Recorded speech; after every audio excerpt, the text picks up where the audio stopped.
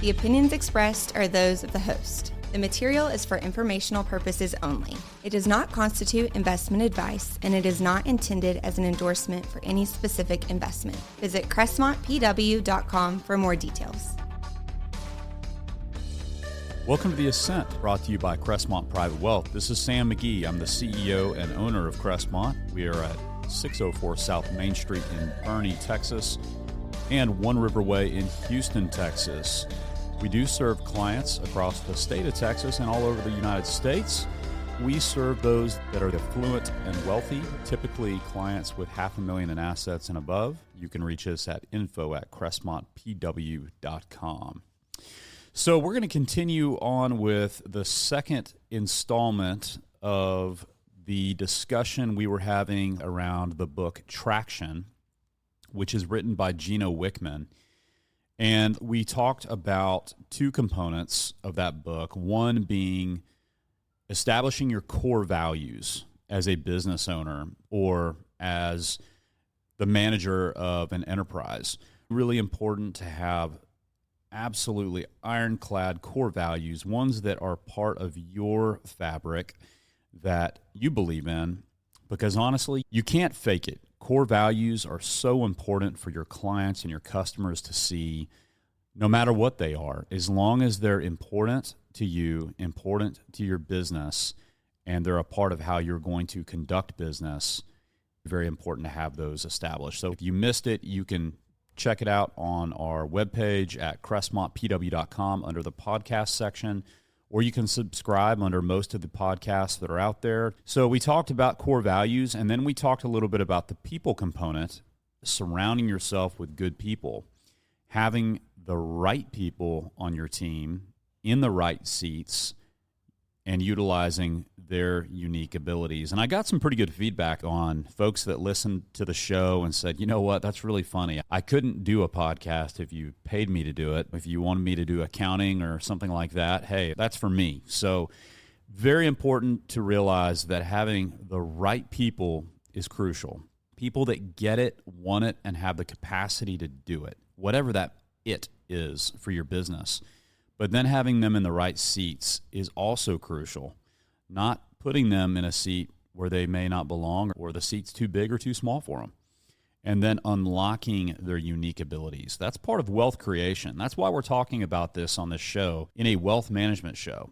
We're talking about core principles of running a business, managing a business, and we're talking about the book Traction by Gino Wickman, which you can check out at your public library. So today we're going to talk about two other chapters in the book that I really have enjoyed, and we're not going to cover the entire book. The next two that really stuck out to me were the issues components, which is actually technically chapter 6 in the book, and then the process component, chapter 7. So issues component. If you're listening to this, you could probably count on one or two hands issues that you have had in the last week. Whether you're a stay-at-home parent or you are working or you're retired, I imagine if you really sit back and think about this, you could think of at least up to 10 issues you've had in the last week.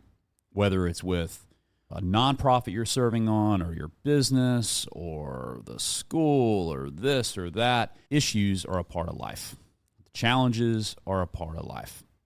It is how you address them. And I do believe this is a really vital chapter in this book, talking about a model in how to identify, discuss, and solve them. Now, why would we care about that in the Ascent in a wealth management program? Those people that can identify, discuss, and solve problems, really in any organization, any context you can think of, are going to be efficient at driving to the point so they can make progress and move forward. Now, let's think about this in an example. So I'm going to use the example of something fairly arbitrary, but let's say that you had a business that you were operating and you placed an order. And in that order, the wrong stuff showed up, okay? Now, the most effective and easiest way to address that would be what? You would call the business that you ordered from, and you would discuss it, and they would solve it. Now, most issues don't happen like this because they're usually people issues. People issues involve ideology, politics, how people feel about certain things. Maybe they misinterpreted something in communication. And issues still follow that same framework. If you can identify an issue with the party where there is an issue, that's step one. Most people miss this step. They talk around issues and they avoid issues and they continue to have the same problems. And it's everywhere, far-ranging from personnel and performance down to product issues and quality. I believe that most every issue can be solved, but it doesn't happen until you identify it. This isn't rocket science, but really, it's important. It's important to identify issues first. The parties that are involved have to have common ground, have a forum in which they can identify issues. And I think it's very important to create a culture where problems or issues can be identified. So you as a manager or a business owner really need to cultivate and create a culture where there's an appropriate time, place, setting where these issues can be identified. And I was reading a book recently on a flight back home, and there was an example that the author used of a ceremonious elephant that they would put in their conference room. And they called it the elephant in the room. The symbol of that was, hey, we're going to be a company that is not going to allow elephants in the room. So if there is an elephant in the room, let's identify it. Let's point to it and go, hey, there's something going on here. Let's talk about it. That's how you can address issues. That's just one way that a company was creative to create a culture where identifying issues was okay. All right? So identify, discuss, so coming together, collaborating on the problem, understanding the problem, and then solve. Many times you hear about companies that allow gossip or companies that have drama, and they run around in circles and they have these triangulation conversations that never solve issues. Does that sound familiar to you? If it does, it's probably because you either have a manager or an organization that doesn't want a identify, discuss, solve methodology, or maybe is afraid of confrontation or is afraid of conflict and therefore avoids it and actually fosters a more caustic, toxic work environment. Don't do that.